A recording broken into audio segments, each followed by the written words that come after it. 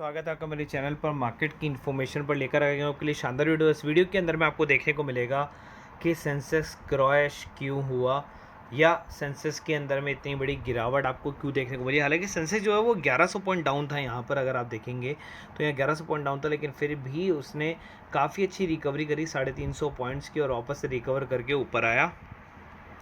तो in short में बताते हैं डोमेस्टिक मार्केट जो क्रैश हुआ आफ्टर पॉजिटिव ओपनिंग और 1010 पॉइंट से जो है वो डाउन देखने को मिला।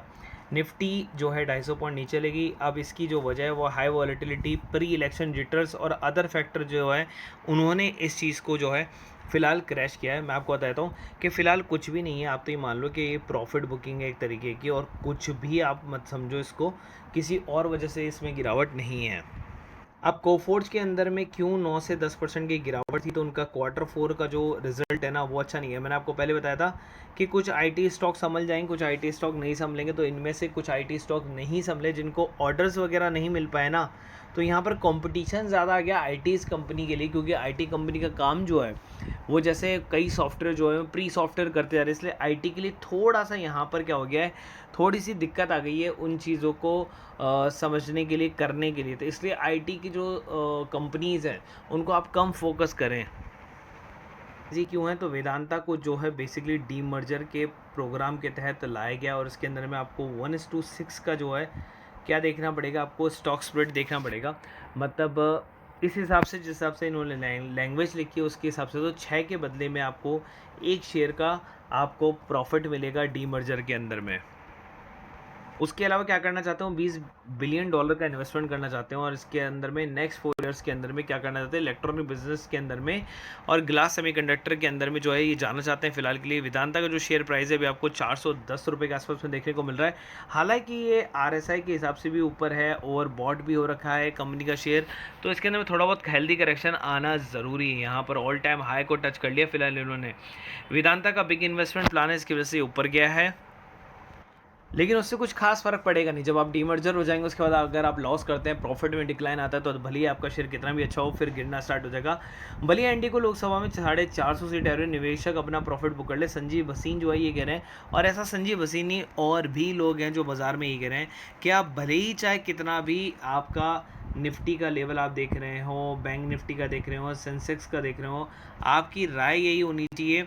और यहाँ पर ये राय है बेसिकली जो फाइनेंशियल एक्सपर्ट है उनकी, कि भैया यहाँ पर आपको जो है अपने हाई पर अपने शेयर्स काट लेने चाहिए, और बॉटम के लिए आपको जो है कैपिटल को सेव करना चाहिए, ताकि आप नीचे से शेयर को बाय कर सको।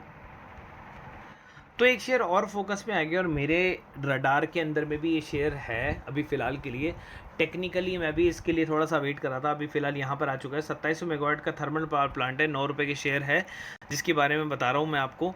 तो यहाँ पर ये 9 रुपये का जो शेयर है उसका नाम है रतन इंडिया पावर, ठीक है, रतन इंडिया पावर। उसके बाद 2700 मेगावाट का थर्मल पावर प्लांट है, ठीक है, अमरावती और नासिक में इसके पास में 2 प्लांट है, और कंपनी जो है दिवालापन की प्रक्रिया से जल्दी बाहर आ सकती है, रिवाइवल कर सकती है, और 9 रुपये से शेयर 20 रुपये जा सकता है, ऐसा जो है फाइनेंशियल एडवाइज़र आपको कह रहे हैं फ़िलहाल के लिए। तो आप जो है इस शेयर को भी वॉच लिस्ट में डाल के रख सकते हैं। फंडामेंटली कंपनी इतना ज़्यादा खास देखने को मिल नहीं रही है। 5,000 करोड़ रुपए की जो है कंपनी है, ये एक बहुत बढ़िया बात है। 10 रुपये की इसकी फेस वैल्यू है, वो एक बहुत अच्छी बात है। लेकिन यहाँ पर जैसे आप नीचे आते हैं, नीचे आने के बाद में जैसे नेट प्रॉफिट पर अगर आप नज़र डालेंगे, तो यहाँ पर नेट प्रॉफिट देखेंगे तो आपको लगातार नेगेटिव नेट प्रॉफिट देखने को मिल रहा है। ऐसा नहीं कि कुछ स्थिति यहाँ पर सुधरी हो क्वार्टरली रिजल्ट के अंदर में, और ईयरली रिजल्ट के अंदर में देखेंगे तो आपकी पिक्चर और क्लियर हो जाएगी।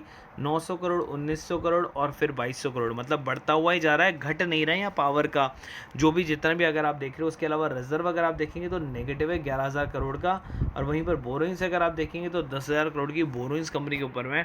इसलिए ये शेयर जो है ना वो मैंने अभी तक दिया नहीं है। रडार में मेरे हमेशा है ये शेयर, क्योंकि पावर सेक्टर का शेयर है, लेकिन यहाँ पर ऐसा कुछ भी आपको देखने को मिला कि कुछ चेंज हुआ हो।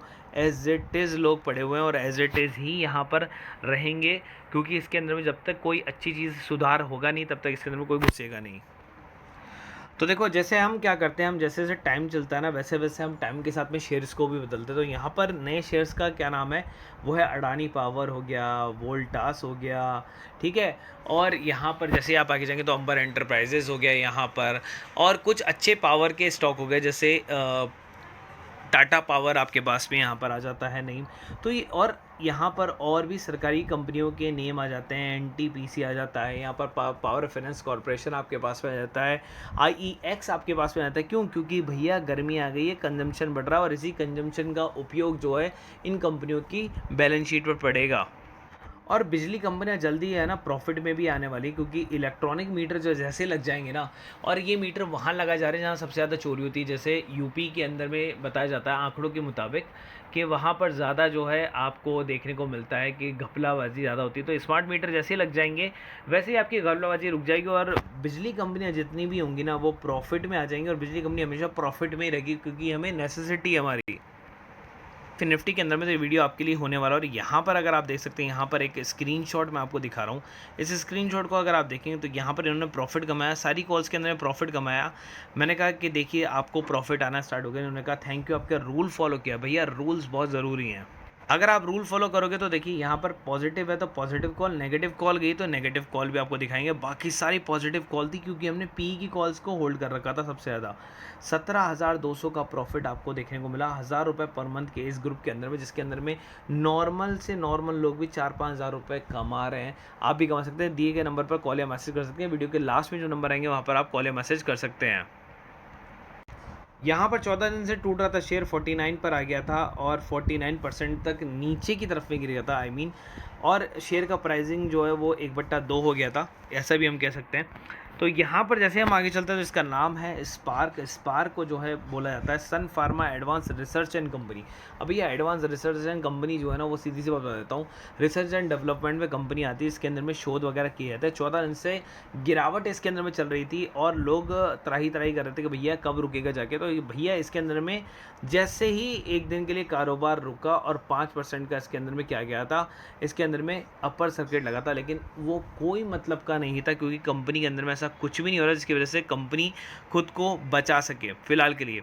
अब इसको क्यों बनाया गया? दरअसल वोडोबेटिनिब को लेकर प्रोसीक स्टडी किया गया था, कि स्टडी पार्किंसन रोग के रोगियों के लिए किया गया था। स्टडी के लिए रिजल्ट के मुताबिक जो लेने वाले रोगियों को ट्रीटमेंट में कोई फ़ायदा ही नहीं हुआ, जो इन्होंने बनाया ना उससे कोई फ़ायदा ही नहीं हुआ।